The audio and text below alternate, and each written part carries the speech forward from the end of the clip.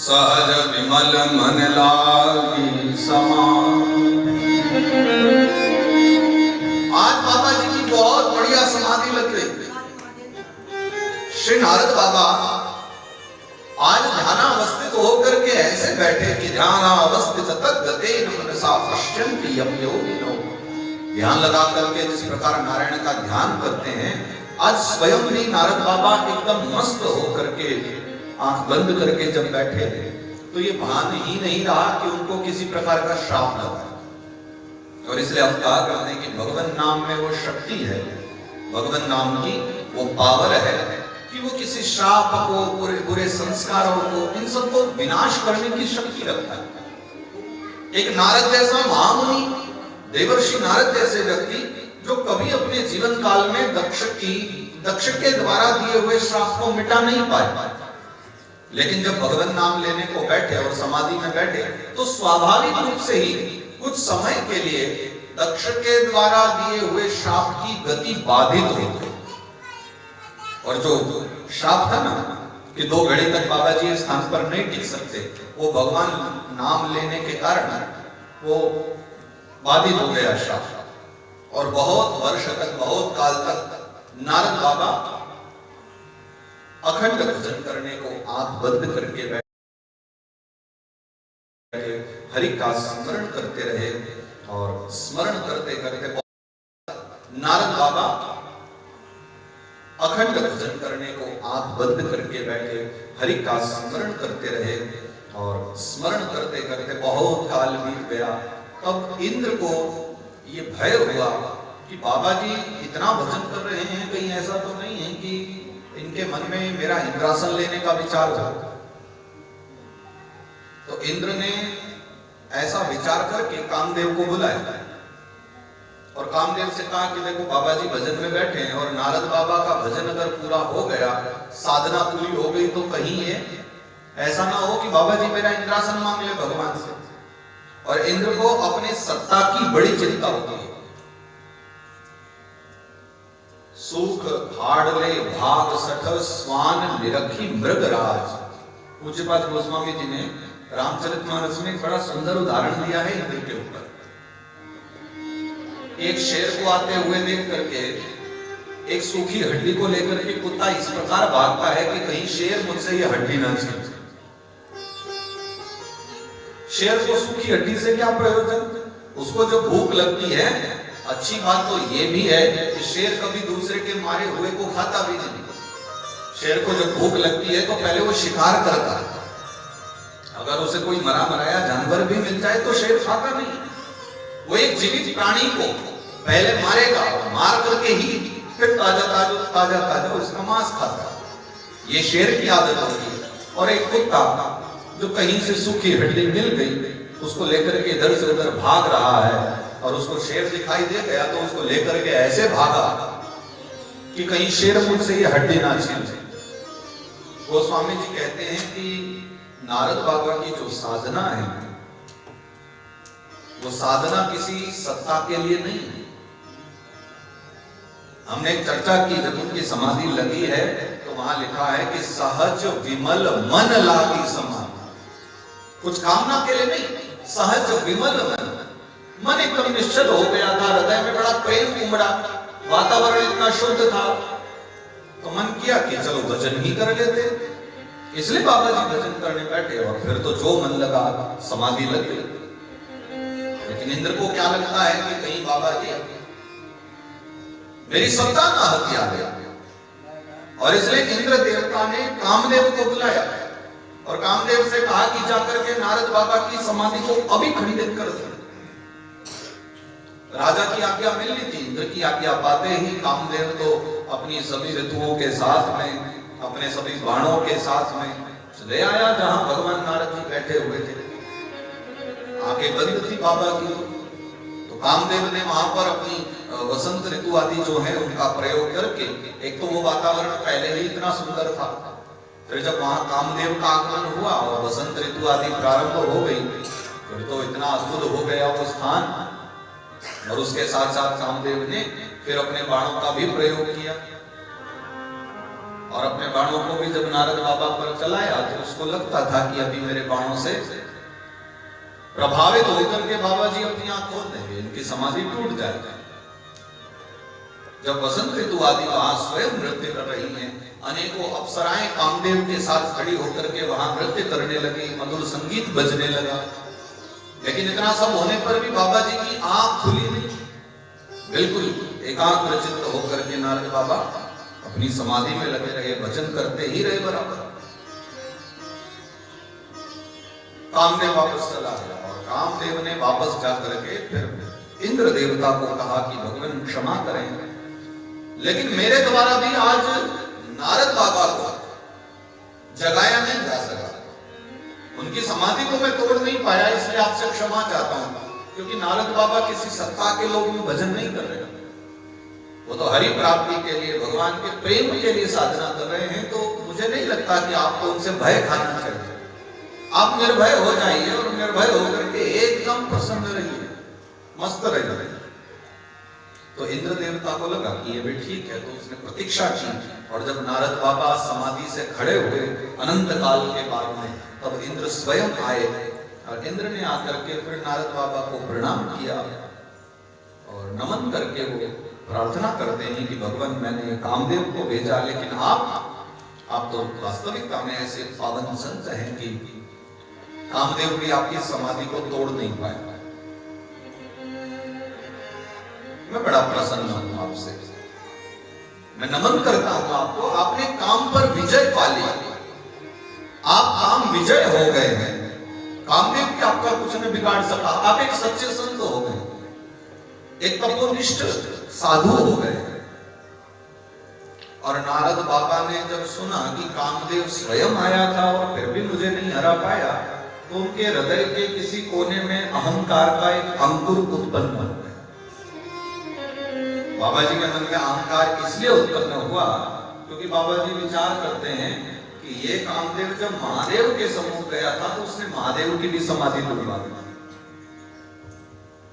ये कामदेव वो है जिसने भगवान भोलेनाथ को भी समाधि से खड़ा कर दिया था, लेकिन ये कामदेव मुझ पर विजय प्राप्त नहीं कर पाया। तो कहीं ना कहीं देखा जाए तो समाधि के मामले में मैं तो भगवान भोलेनाथ से भी ऊपर उठ चुका हूं, मेरी महिमा तो भोलेनाथ से भी ऊपर चली गई है, क्योंकि कामदेव ने भोलेनाथ की समाधि तोड़ दी लेकिन मेरी समाधि नहीं तोड़ पाया। और प्रसन्न होकर के नारद बाबा ने यात्रा की ब्रह्मलोक की ओर, ब्रह्मलोक पहुंचे। अब ब्रह्मलोक जाकर के अपने पिता ब्रह्मा जी के सम्मुख सारी चर्चा बताई कि इंद्र आए थे और इस प्रकार बोल करके गए हैं, और उन्होंने बताया कि कामदेव आया था और उसने अपनी वाणों का प्रयोग किया, ऋतुओं का प्रयोग किया, लेकिन किसी प्रकार भी वो मुझ पर विजय ना पा सका, मैंने काम पर विजय पाया।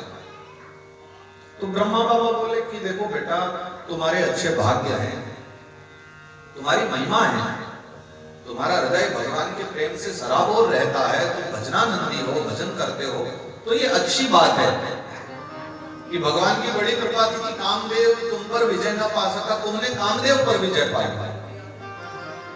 लेकिन सुनो, ये जो कार्य तुमने किया है, अब इसका किसी प्रकार का अहंकार मत रखना, क्योंकि अगर इस पर अहंकार करोगे तो ध्यान रखो आने वाला समय तुम्हारा बिगड़ जाएगा। एक तो भजन करो, भजन करके इतना तप एकत्रित करो, और फिर अहंकार कर लोगे तो क्या हुआ, तो सब कुछ नष्ट हो जाएगा। तो ब्रह्मा जी ने समझाया कि चलो जो हुआ बहुत बढ़िया हुआ, अच्छा हुआ, तुमने काम पर विजय पा ली, लेकिन ये चर्चा अब आगे जाकर के किसी को भी मत करना, और महादेव को तो बताना ही मत ये सब। तो नारद बाबा के मन में अपने पिता के प्रति भी थोड़ा सा कुभाव आया। नारद जी को अपने पिता ब्रह्मा के प्रति कुभाव आया, थोड़ा सा दुर्भाव उत्पन्न हो गया कि देखो मेरे पिता होकर के भी मेरी बड़ाई नहीं सुनना चाहते, बेटे ने काम पर विजय पा ली है, कामदेव को हरा दिया है, और ये फिर भी मानने को तैयार नहीं। पिताजी ने कहा था कि जाकर के शंकर भगवान को मत बताना, लेकिन फिर भी नारद बाबा सीधा कैलाश पर पहुंच गए, और कैलाश पर महादेव बैठे थे। तो कहा कि आइए भगवान, आज तो देख करके ही आपको ऐसा लगता है मानो आपका तप बल बहुत बढ़ गया हो। बात क्या है, कोई विशेष बात है क्या? तो नारद बाबा ने कहा कि बस भगवान सब आपकी कृपा है, आपकी दया से सब आनंद है। तो भोलेनाथ ने कहा नहीं, देख करके तो लगता है कि कुछ तो विशेष हुआ है। क्या हुआ है आपके जीवन में? आपको देख करके लगता है कि आपका हृदय बड़ा प्रसन्न है, बड़े आनंदित घूम रहे हो। अब नारद बाबा कब तक उस बात को छुपाते? पहले ही मन कर रहा था कि जल्दी बता दे। तो कहा कि भगवान बस आपकी कृपा है, जिस कामदेव को आप भी पराजित नहीं कर पाए, आपकी दया से मैंने उस कामदेव को पराजित कर दिया। मैंने काम पर विजय पा ली। कामदेव आया था और उसने अपने बाणों का प्रयोग किया, लेकिन मेरे सम्मुख वो पराजित हो गए। तो महादेव कहने लगे ये तो सब कृपा है नारायण की, और हमारा तो इतना प्रेम आप पर रहता है, तो कामदेव आपका क्या बिगाड़ सकता है? और आप कोई सत्ता के लोभ में तो नहीं थे जो कामदेव आपको पराजित कर सकता था। इसलिए आप तो मस्त रहो, निश्चिंत रहो। लेकिन बाबा जी एक बात का ध्यान रखना, ये जो कुछ लीला आपके साथ घटित हुई है ना, ये आपने मुझे बता दी सो तो ठीक है, लेकिन वैकुंठ में जाकर के कभी भी नारायण के सम्मुख इसकी चर्चा मत करो। तो नारद बाबा कहने लगे ये लोगों को हो क्या गया है, मेरी प्रशंसा कोई सुनना क्यों नहीं चाहता? अरे मैंने इतना बड़ा काम किया है, मैंने काम पर विजय पाई है। पिताजी को सुनाया तो पिताजी कहते हैं महादेव को मत बताओ। अब महादेव को सुनाया तो महादेव कहते हैं कि भगवान नारायण को मत बताओ। अरे बताएंगे नहीं तो लोगों को पता कैसे चलेगा कि हमने काम पर विजय पाई है? वैसे लोगों को पता चल भी जाए तो क्या लाभ है? लेकिन इसी का नाम तो अहंकार है, यही तो मोह है। जब व्यक्ति चाहता है कि अगर थोड़ा सा भी अच्छा कार्य किया है तो सारे समाज को पता चले कि हमने कितना बढ़िया काम किया। और नारायण नारायण नारायण जपते जपते जपते वैकुंठ धाम की ओर प्रस्थान किए नारद बाबा ने। हरि के धाम पहुंच गए, वैकुंठ धाम पहुंचे। भगवान नारायण विराजे हुए थे। जाकर के भगवान नारायण को साष्टांग प्रणाम किया, दंडवत किया। हे भगवान, आपको बार बार नमन है। आपकी कृपा से आज मैंने अपने जीवन में बहुत बढ़िया काम किया। भगवान ने कहा अच्छा, वो तो देख करके लगता है आपका हृदय इतना प्रसन्न है, लगता है जीवन में कोई बहुत बड़ा विशेष कार्य करके आएगा। तो नारद बाबा कहने लगे हाँ प्रभु, आपकी कृपा से एक स्थान पर बैठ गया था, बड़ा रमणीक स्थान था। वहां बैठते ही आंखें बंद हो गई, आपका ध्यान लग गया और ऐसी समाधि लगी कि कामदेव आया तो कामदेव भी मुझे पराजित नहीं कर सका। और महादेव ने अभी अभी कहा था कि नारायण को मत बताना, लेकिन फिर भी अपनी प्रशंसा के आदी हो चुके, यानी उस क्षणों में। वैसे नारद बाबा कभी अहंकारी नहीं थे, कभी मोही नहीं थे, कभी प्रशंसा सुनना अच्छा उनको नहीं लगता था। लेकिन आज काम पर विजय पा लेने के बाद उनके मन में अहंकार का एक पुष्प खिल गया था। आज वो थोड़े से अहंकारी हो गए थे, इसलिए उन्होंने ना बाबा जी की बात मानी, ना अपने पिता की बात मानी, ना महादेव की सुनी, और आकर के फिर भगवान नारायण के सम्मुख भी आदि से लेकर अंत तक वो सारी कथा डाला कि किस किस प्रकार मैंने कामदेव पर विजय पाई है। और महादेव भी जिस पर विजय न पा सके, महादेव के भी जिसने समाधि भंग कर दी, वो कामदेव मेरे सम्मुख आकर के पराजित हो गए। भगवान नारायण कहने लगे नारद बाबा, आप तो स्वयं महात्मा हो, परम प्रतापी हो, आपकी महिमा के विषय में तो हम क्या कहें, आप तो साधु हो।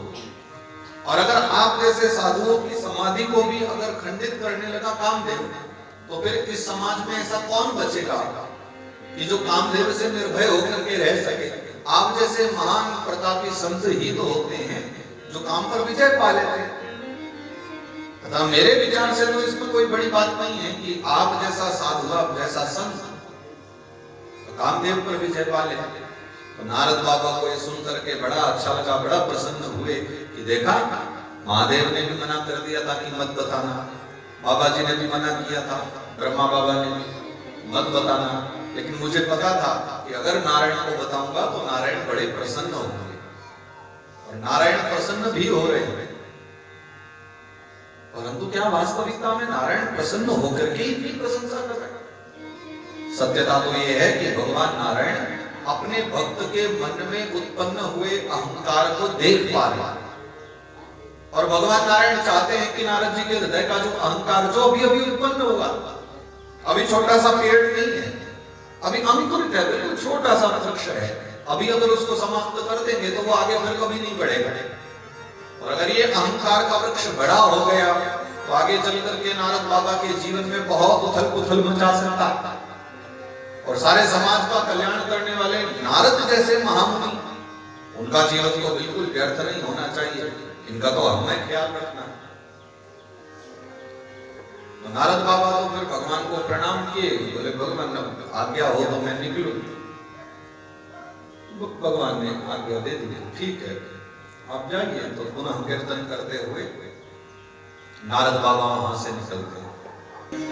ऐसे तो नारद बाबा ने बाहर बाहर तो भगवान की बड़ी पूजा की, साधना, लेकिन मन में तो बाबा जी के अहंकार हो गया। मन ही मन में तो ये चल रहा है कि इस समय तो मेरी गति महादेव से ऊपर की हो गई। और भगवान नारायण इनके मन की बात को जानते हैं कि बाबा जी के मन में अहंकार उठा है, तो उसको समाप्त करना परम आवश्यक है। इसलिए आज भगवान नारायण ने बड़ी पवित्र लीला की। जब नारद बाबा भगवान की प्रार्थना करके वापस चल दिए और चले जा रहे थे मार्ग से, उस समय में भगवान ने एक माया के द्वारा एक दिव्य नगरी का निर्माण किया। एक पूरी नगरी बसा था, मायामय नगरी। ये नगरी का कोई अस्तित्व नहीं है ही नहीं कहीं भी, लेकिन माया के कारण नारद बाबा को दिखाई दे रही है। ये नगरी किसी और के लिए नहीं है, ये नारद बाबा की लीला। नारद बाबा को एक दिव्य नगरी दिखाई, और उस दिव्य नगरी को देख करके नारद बाबा उसको देखने हेतु उसमें अंदर प्रवेश किया। आज भगवान की माया से मोहित हो गए हैं, इसलिए ज्यादा सोच नहीं पाता। बाबा जी विचार करते हैं कि ये नगरी कभी देखी नहीं थी, ये कहां से आई है, ये नगरी कौन सी है। प्रवेश करते हैं, देखा कि नगरी बड़ी सुंदर है, दिव्य है, बहुत अच्छी सजाई हुई है। शील विधि नाम के यहां पर एक राजा निवास करते हैं। राजा का नाम शील विधि है। नारद बाबा का जब प्रवेश हुआ तो राजा को खबर मिली कि नारद बाबा आए हैं, तो स्वयं अपनी ओर से राजा ने निमंत्रण भेजा। बहुत सारे सेवक राजा के भेजे हुए आए, बाबा जी को बड़े सम्मान के साथ पुष्प वर्षा करते हुए आगे आगे अंगुल डालते हुए महाराज जी चलिए लेकर के गए। बड़े सम्मान के साथ में नारद बाबा का निमंत्रण हुआ। नारद बाबा का प्रवेश हुआ और ले जाकर के राजा के सम्मुख उनको एक दिव्य आसन पर बिठा दिया गया। नारद बाबा ने राजा की जब पूरे राज्य को देखा, वैभव को देखा, तो नारद बाबा बड़े प्रसन्न हो गए कि क्या अद्भुत राज्य है, क्या अद्भुत वैभव है राजा का। लेकिन माया से मोहित होने के कारण ये समझ नहीं पा रहे हैं कि ये अचानक रातों रात कहां से उत्पन्न हो गया। भगवान की माया में ऐसे मोहित थे। और उस शिक्षण राजा ने कहा कि भगवान मेरी एक पुत्री है जिसका अभी मैं स्वयंवर करने जा रहा हूं, तो मैं आपसे जानना चाहता हूं कि उसको किस प्रकार का पति मिलेगा, उसका भविष्य कैसा होगा, वो आप देख करके बताओ। तो राजा शील विधि ने अपनी कन्या को बुलवाया। नारद जी ने उस कन्या को देखा, वो जब आकर के बैठ गई, और उसके मस्तक को जब नारद बाबा ने देखा, क्योंकि नारद बाबा तो बड़े विद्वान हैं, ज्ञानी है ज्योतिष के विषय में भी। कन्या को देखते ही बाबा जी को पता चल गया कि जो एही वरई अमर सोई हो, जो भी इसका वरण करेगा, जो भी इससे विवाह करेगा, वो अमर हो जाएगा। अब देखिए, अमर तो इस संसार का कोई हो नहीं सकता, लेकिन परमात्मा की लीला ही ऐसी है कि उस कन्या के माथे की कुछ लकीरें ही ऐसी बना दी कि नारद बाबा को देख के लगा कि इससे जो विवाह करेगा वो अमर हो जाएगा। लेकिन सत्यता तो ये है कि बाबा जी माया में मोहित होने के कारण अब भी नहीं समझ पाए कि उसके माथे की लकीरें ये बता रही थी कि इसका विवाह जिससे होगा वो अमर होगा पहले से, वो मरने वालों में नहीं होगा। लेकिन बाबा जी को ये लगता है कि जो विवाह कर लेगा वो अमर हो जाएगा। सत्यता तो ये थी कि जिससे इसका विवाह होगा वो अमर ही होगा, किसी अमर व्यक्ति से ही इसका विवाह होगा। लेकिन माया में पड़े होने के कारण बाबा जी को लगा कि अगर कोई विवाह कर लेगा तो इससे विवाह करने वाला अमर हो जाएगा। तो बाबा जी को लगा कि हम ही क्यों ना अमर हो जाए, अगर कोई भी विवाह करे इस कन्या से और अमर हो जाए तो एक काम करते ना कि हम ही विवाह कर लेते। तो नारद बाबा राजा को बताते हैं कि राजन, आपकी पुत्री बहुत गुणों वाली है, इसको साक्षात नारायण के गुणों के समान कोई पति मिलेगा और जिससे भी ये विवाह करेगी वो बड़ा ही सौभाग्यशाली व्यक्ति होगा। आप निर्भय होकर के, निश्चिंत होकर के इसका स्वयंवर कराइए और स्वयंवर में ये जिसके भी गले में माला डाल देंगे, अपनी इच्छा से जिसे भी पसंद कर लेगी वो अमर ही हो जाएगा। नारद बाबा ऐसा का ऐसा बता करके चल दिए और फिर पूछ भी लिया कि स्वयंवर की तिथि क्या है, क्योंकि बाबा जी को भी तो आना है स्वयंवर में, अपनी भी तो व्यवस्था बनानी है। तो तिथि भी पूछ ली और राजा ने कहा कि आपके आशीर्वाद से 2 दिन बाद मैंने निर्धारित किया है स्वयंवर, और 2 दिन बाद स्वयंवर होगा। उस समय मेरी कन्या अपने आप ही किसी आए हुए हजारों राजा राजकुमारों में से किसी एक का चयन कर ले। नारद बाबा ने बेचारा, समय बहुत कम है, 2 दिन के अंदर अंदर व्यवस्था करा, तो वो सीधा वैकुंठ धाम की ओर प्रस्थान किए और वैकुंठ जाकर के भगवान से प्रार्थना करते हैं कि हे नारायण, आप तो मेरे सर्वाधिक प्रिय हो। देखो, मेरे जीवन में जितने भी आनंद हुए मैंने जाकर के अपने पिता से कही, अपने महादेव से कही, लेकिन किसी ने भी मेरी बात नहीं सुनी ठीक से, बल्कि ये कहा कि किसी को मत बता। आपने मेरी बात सुनी तो मुझे लगता है कि आप मेरे प्रिय हो, मैं सदा आपके नाम का स्मरण करता हूँ और इसलिए आज मैं आपसे कुछ मांगने आया हूँ। वैसे तो कभी मांगता नहीं, परंतु आज मैं आपसे कुछ मांगना चाहता हूँ। तो भगवान ने नारद बाबा को कहा कि ठीक है, आप मेरे प्रिय हो तो मैं आपके लिए कोई अहित नहीं करूंगा, मैं आपका जो भी करूंगा हित ही करूंगा। मांगिए क्या चाहिए। देखिए, भगवान की वाणी, भगवान के शब्दों को समझिए। भगवान ने एक बार भी नारद जी को ये नहीं कहा कि आप जो मांग रहे हो मैं वो दे दूंगा। भगवान ने यही कहा कि आपका हित जिसमें होगा, आपका कल्याण जिसमें होगा, मैं वही कर्म करूंगा। तो नारद बाबा कहते हैं, भगवान एक कृपा कर दीजिए कि आपका जो सुंदरता है, आपकी जो सुंदरता है वो मुझे दे दीजिए। आपका ये जो स्वरूप है ना, ये स्वरूप मुझे दे दीजिए, मुझे आपके जैसा सुंदर बना दीजिए। तो भगवान ने कहा सुंदर बनना है, लेकिन बात क्या है बाबा जी, नारद बाबा सुंदर बन के क्या करोगे। तो जो घटना घटित हुई थी वो माया में नगरी को देख करके जो नारद बाबा ने लीला देखी थी तो सब भगवान को बता दिया कि मुझे कन्या का वरण करना है, और कन्या मेरा तभी वरण करेगी जब मुझे सुंदर देखेगी, क्योंकि कन्या वरयते रूपम, कन्या तो रूप को देखती है। अब मेरा रूप अगर सबसे ज्यादा सुंदर होगा, ऐसे तो नारद बाबा सुंदर हैं, लेकिन बाबा जी कहते हैं कि प्रभु अभी मुझसे भी तो ज्यादा सुंदर वहां पर राजा होंगे, वहां तो हजारों की संख्या में राजा राजकुमार होंगे। तो कन्या सबको छोड़ करके मुझे ही वरण करे, इसके लिए मुझे नारायण के समान बनना, मुझे आपका स्वरूप दे दीजिए, आप दे दोगे ना। तो भगवान ने कहा, नारद जी बिल्कुल चिंता न करो, आपका जिसमें हित होगा, आपका जिसमें कल्याण होगा, मैं वही कार्य करूंगा, आप निश्चिंत होकर के जाइए।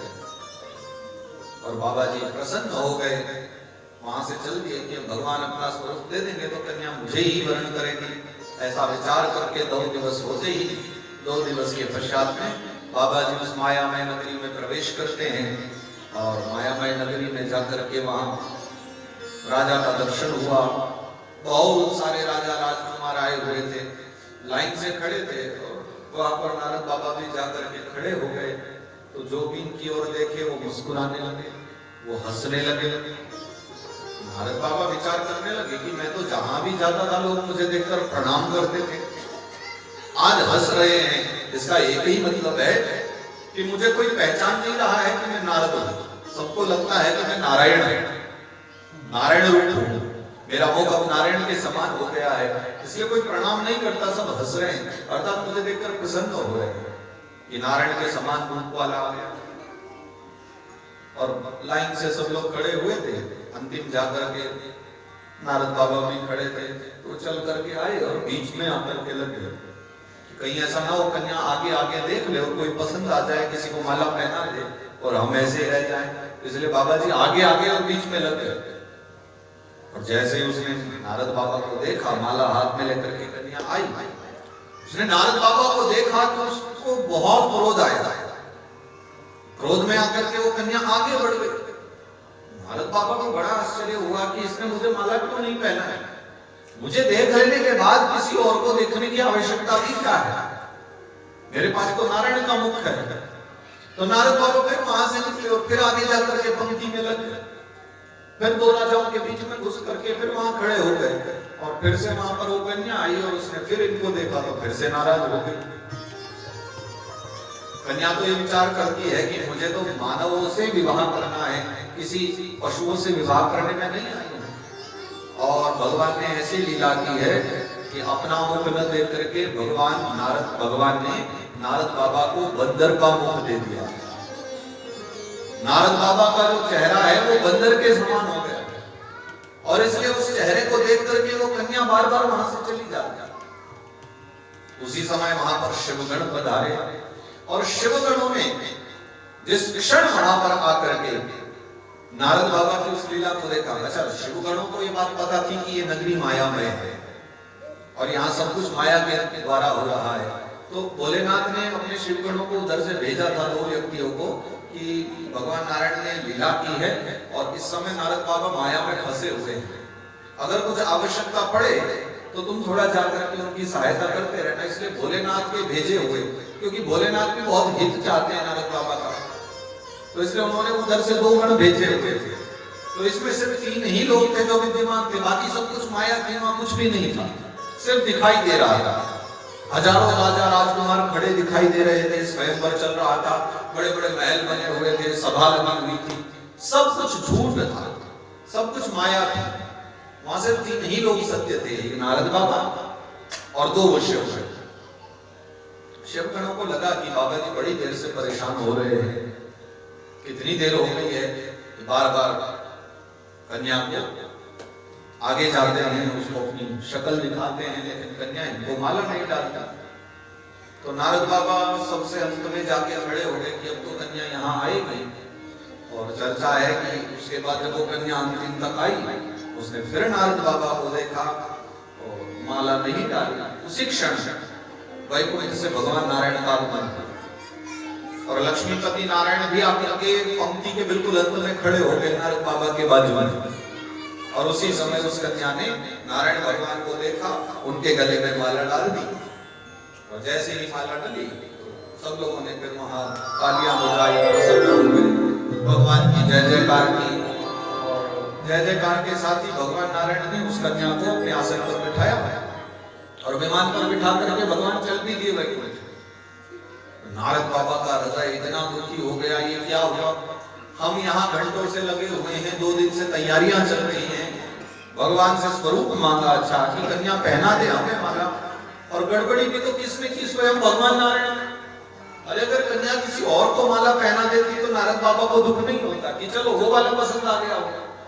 दुख तो इस बात का है कि जिससे सुंदर स्वरूप मांगा था भगवान नारायण से, उन्होंने ही ऐसी गड़बड़ की कि स्वयं आकर के खड़े हो गए और कन्या ने उन्हीं के गले में माला डाल दी, और भगवान वहां से चले भी गए। कन्या को लेकर के पल भर में ही वहां से विदाई हो गई, वैकुंठ चले गए।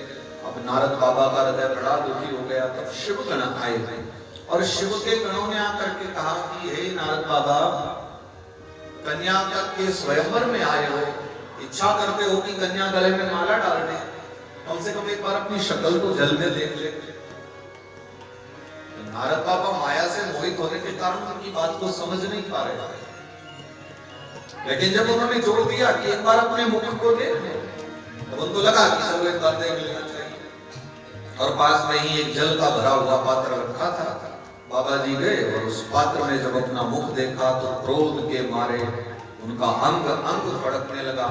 जब उन्होंने देखा कि भगवान नारायण ने उनको वानर मुख बना दिया, उनका मुख बंदर के समान कर दिया है, ये देख करके नारद बाबा का अंग अंग बहुत फड़कने लगा। क्रोध के मारे बाबा जी बहुत दुखी हो गए और उसी समय क्रोध में आकर के उन्होंने शिव गणों को श्राप दे दिया, तुम दोनों जाओ राक्षस हो जाओ।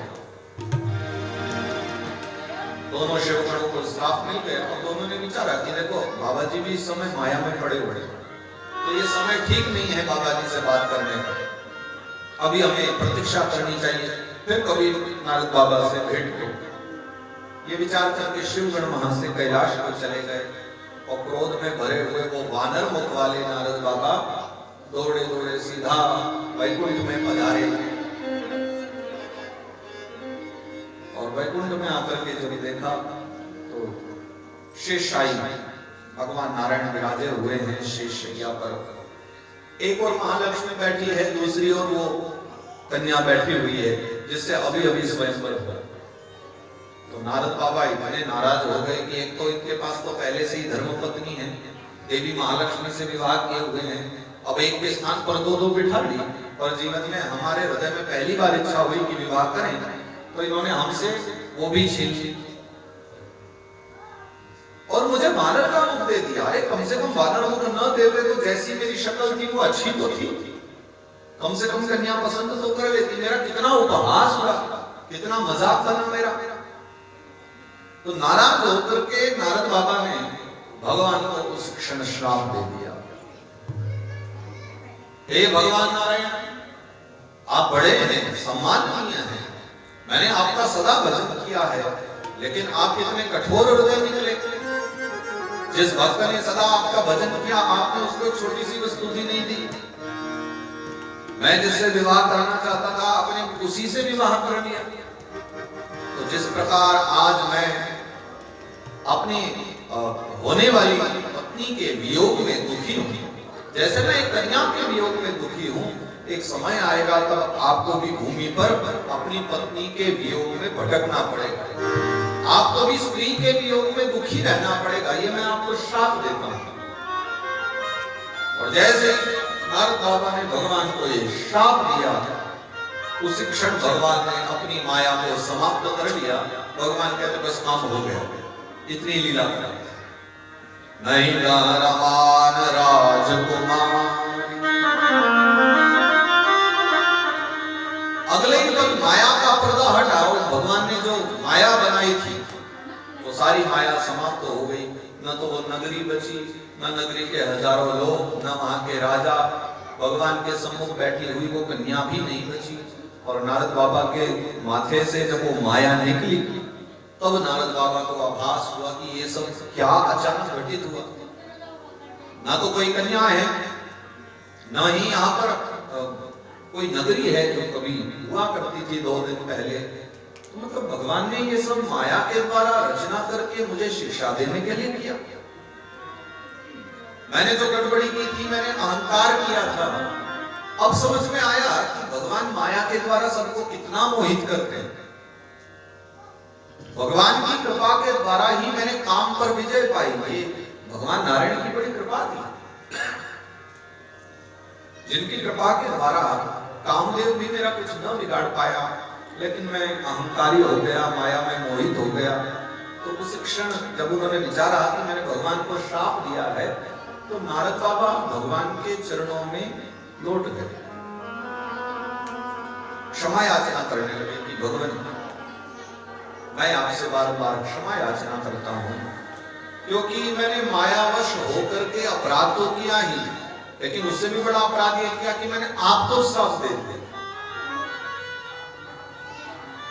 बाकी सब तो ठीक है, बाकी तो चल जाएगा कि मैंने अपराध बहुत सारे किए थे, लेकिन मैंने आपको श्राप दे दिया। तो उसके लिए मैं चाहता हूं कि कोई ऐसी व्यवस्था बना दो कि मेरा दिया हुआ श्राप व्यर्थ हो।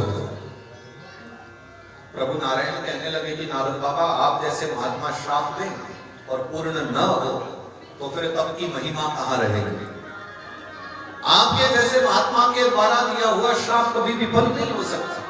वो श्राप अगर नारायण को भी लगा है तो नारायण को भी भुगतना पड़ेगा। भक्त हेत हरि रूप बनाया, ब्रह्मानंद मेरे मन भाया। जो हमने चर्चा की थी कि भक्त हेत, भक्तों के लिए भगवान का अवतार है। नारायण अवतरित होते हैं, स्त्री के वियोग में दुखी होते हैं क्योंकि नारद बाबा ने श्राप दिया। भगवान ने उसको स्वीकार किया है। इसलिए भगवान जब राम बन करके पधारे हैं त्रेता युग में, तो राम बन करके मां जानकी के विरह में वो वनों में भटकते रहे और दुखी भाव में, विरह भाव में भगवान ने मां जानकी की खोज की। नारद बाबा के श्राप के कारण, तो नारद बाबा का श्राप मिला तो भगवान ने राम अवतार ग्रहण करके उनके श्राप को सफल किया, क्योंकि भक्त हेत हरि रूप बनाया। तो नारद बाबा दुखी हो गए, बोले आप तो नहीं मानोगे, आप तो इस श्राप को ग्रहण कर लोगे, नारायण हो, आपको तो कोई दोष नहीं है, आप किसी प्रकार से कुछ भी कर्म कर सकते हो, लेकिन अब कभी आजीवन पर्यंत मेरे मन को शांति नहीं मिलेगी, क्योंकि मैंने सदा सर्वदा जीवन में जिसका भजन किया, जिसका स्मरण किया, मैंने उन्हीं को श्राप दे दिया। ये बात मेरे मन को सदा सर्वदा पीड़ा पहुंचाती रही। उस पीड़ा से निवृत्ति के लिए मुझे कोई उपाय बताओ। तो भगवान नारायण ने नारद बाबा को उपाय बताया कि आप इस प्रकार से कीजिए तो आपके मन को शांति मिलेगी। जप हो जाए शंकर सतनाम। श्री शिव महापुराण में सूत भगवान वर्णन करते हैं कि नारायण भगवान ने स्वयं नारद बाबा को ये आदेश किया कि आप जाइए और तीर्थ नगरी काशी में जाकर के, जो भगवान शिव की नगरी है, काशी में जाकर के आप भगवान भोलेनाथ के सतनाम स्तोत्र का पाठ कीजिए। भगवान भोलेनाथ के जो 100 नाम है, वो एक स्तोत्र है, सतनाम स्तोत्र जिसे कहते हैं। जाकर के सतनाम स्तोत्र का पाठ, जप हो जाए शंकर सतनाम, कोई है हृदय तुरंत विश्राम। और अगर आपने ऐसा किया तो काशी में जाकर के पाठ करने से, शिव नाम लेने से, गंगा स्नान कर लेने से तत्काल ही आपके हृदय को बहुत शांति मिलेगी। कोई है हृदय तुरंत विश्राम, हृदय को विश्राम मिलेगा, आप चिंता मुक्त हो जाओगे। तो नारद बाबा भगवान नारायण की आज्ञा पर पधारे हैं काशी जी में, और काशी में आकर के भगवान भोलेनाथ की आराधना प्रारंभ की। सतनाम स्तोत्र का पाठ नारद बाबा ने किया और अब गंगा के तट पर विचरण कर रहे थे। उस समय फिर शिवगणों का आगमन हुआ, जिनको नारद बाबा ने श्राप किया था, वो मायामयी नगरी के अंदर। दोनों ने आकर के कहा कि भगवान को समय अनुकूल नहीं था, इसलिए हमने आपसे बात करना ठीक नहीं समझा, परंतु अब माया हट गई है, माया का पर्दा हट गया है और अब हम आपसे चर्चा कर सकते हैं। तो हम अब क्षमा याचना करने आए हैं।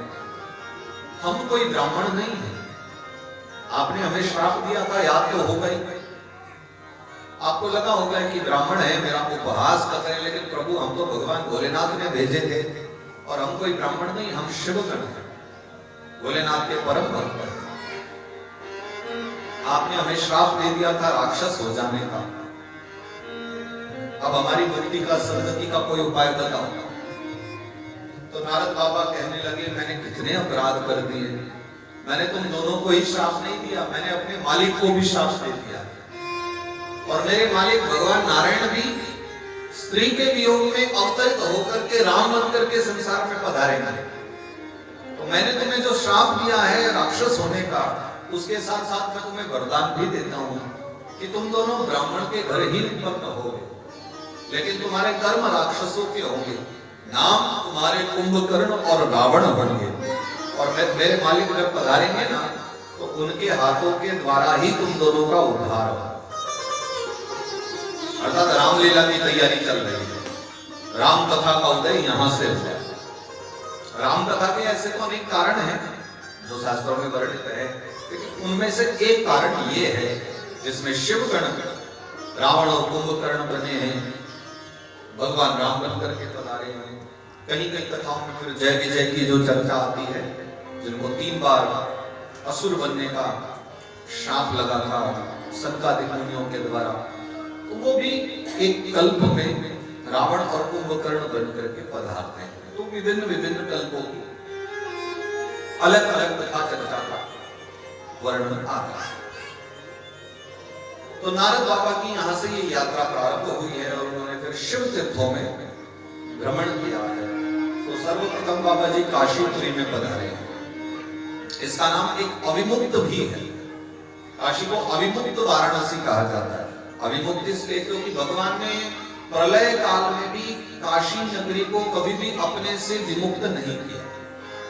काशी एक ऐसी नगरी है जिसको भगवान ने किसी भी काल में, भगवान महादेव ने अपने से दूर नहीं किया। इसी कारण से विद्वानों ने इसका एक नाम अविमुक्त रखा हुआ है।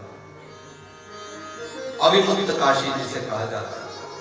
तो वही गंगा मैया के किनारे किनारे गंगा के तट पर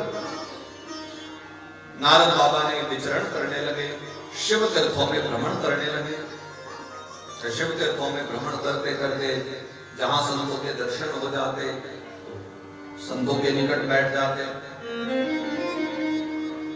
कभी कोई समुख मंदिर आ जाता तो जा करके बाबा जी उसमें दर्शन करते। तो इस प्रकार नारद बाबा ने बहुत काल तक वहां यात्रा की और जब उनका हृदय एकदम शुद्ध हो गया, फिर यह बात तो पक्की हो गई थी कि उन्होंने अगर भगवान को श्राप दिया है तो इसमें भी पूरा पूरा भगवान का ही हाथ है। ये भगवान की माया ही ऐसी रची गई थी कि नारद बाबा उनको श्राप दे। तो निर्मल मन जब हो गया तो निर्मल मन लेकर के फिर नारद बाबा वहां से पधारे हैं। और शिव महापुराण की रुद्र संहिता में नारद जी के मोह को समाप्त कर दिया गया। इस कथा को गा करके सूत भगवान ने अंबिका के उत्पत्ति की कथा